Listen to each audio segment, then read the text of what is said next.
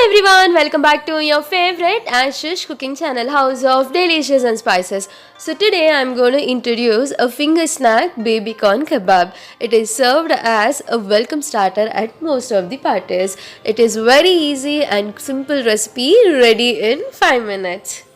So these are the ingredients required for the preparation. Initially, I'm going to boil the baby corn. For this, I pour half a liter of water and I add some salt and I'm going to mix this thoroughly. Once the water heats up, I add the baby corns. Make sure you cook the baby corns till 80%, otherwise it will break while mixing the flours. It takes around 20 minutes to boil. Once it is boiled, remove them and keep it aside for cooling. After cooling, cut the edges of the baby corn and divide it equally. And again, cut the divided portion into 2 equal halves. Repeat this process for all the baby corns. You can cut this into small again as per your choice.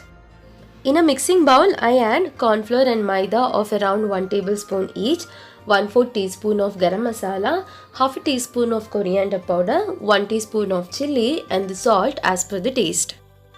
Once this is mixed, add the chopped baby corns. Mix this once and sprinkle some water so that the batter coats the baby corn well.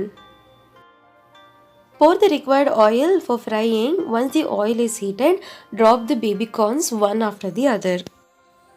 Keep the flame in low and cook this till it turns to golden brown.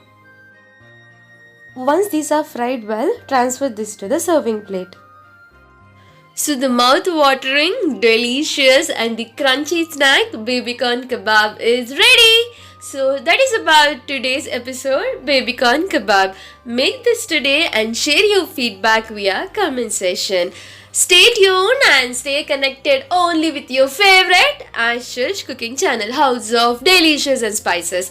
For more recipes in English, please like, share and subscribe to your favorite Ashish cooking channel.